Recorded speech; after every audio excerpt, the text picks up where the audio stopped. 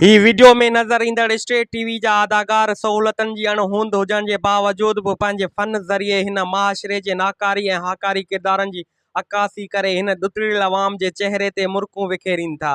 उन ई सिलसिले में मांझन शहर वासियुनि खे ख़ुशियुनि जा कुझु पल ॾियण जे लाइ मक़ामी स्टेट टीवी जे अदाकारनि मांझन शहर जे विच बाज़ार में स्टेज सजाए स्टेज नाटक ठगनि जो टोलो पेश कयो वियो, जंहिंमें सन समेत आसपास जे माण्हुनि वॾे अंग में शिरकत कई।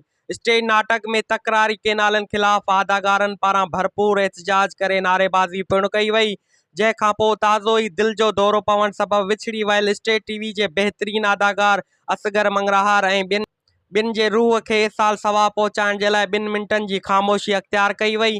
स्टेज नाटक ठगनि जो टोलो में लेखक समाज जे मुख़्तलिफ़ किरदारनि ज़ाल मुड़स पेनू फ़क़ीर कब्ज़ा माफ़िया पुलिस ऐं वॾेरा शाही जेका आवाम खे ठगे थी उन्हनि जो अक्स पेश कयो वियो।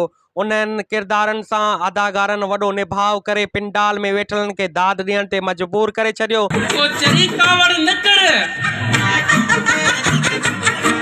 ख़बर आहे न कल खां वठी आयो आहियां बीमार, हिकिड़ो बेरोज़गार, ॿियो तो पिनाए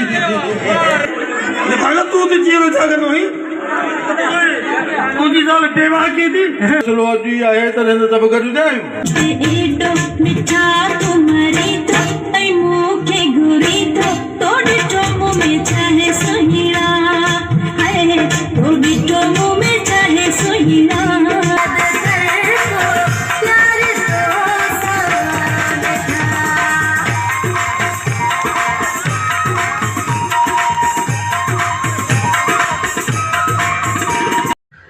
स्टेज नाटक ठगनि जो टोलो में अवाम जे लाइ उहो पैगाम हो त हिकु सुठो किरदारु पूरे समाज में बहितरी आणे सघे थो।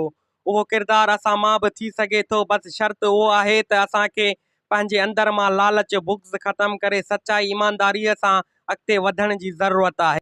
सागर सोलंकी, कोशिश डिजिटल सन।